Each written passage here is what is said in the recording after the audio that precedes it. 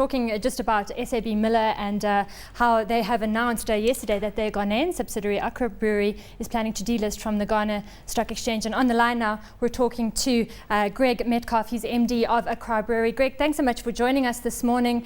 Let's just talk a little bit about these tough trading conditions that were cited in that update to the market. And if you can give us a breakdown, because I think a lot of people are wondering why you've decided to do this on the back of the fact that Ghana is posting some 6% growth this year and expecting 14% next year. Hi. Well, first of all, when we refer to tough trading conditions, we're talking about an industry, a beer industry, that's actually had negative volumes for the past 2 years. That's really on the back of a number of factors. We've had a cycle of high commodity prices, and that unfortunately was compounded by the depreciation in the Ghana cedi, which went through something like 50 or 60% depreciation just over a year ago. So that put a lot of pressure on pricing in the industry, and that's led to a softening in demand over the past 2 years. That coincided for us with quite an aggressive investment campaign that we put in place over the past 3 years. That was in anticipation of growth. We actually foresaw growth at the time. So unfortunately, that was bad timing for us. So how is delisting from the Ghana Stock Exchange going to help solve some of those problems? Well, the issue for us is about recapitalization. Obviously, when you've invested quite heavily and we geared accordingly, and you're entering into a declining market, there's pressure on cash flows.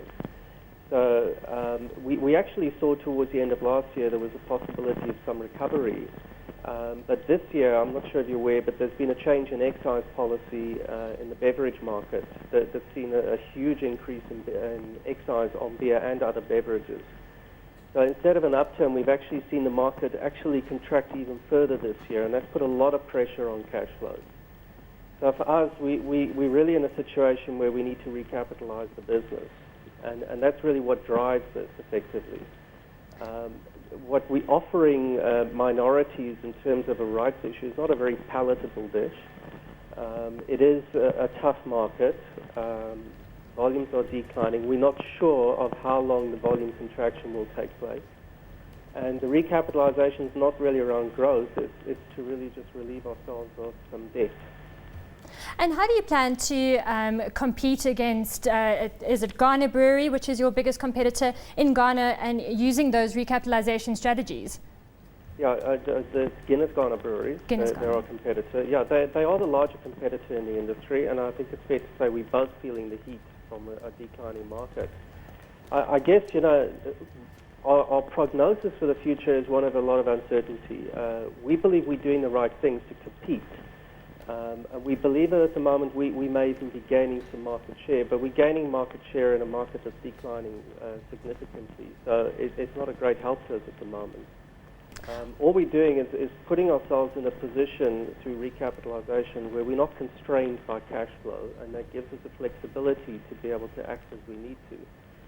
We'll continue to deliver good brands to the market, and we'll continue to offer new brands and to continue improving our business.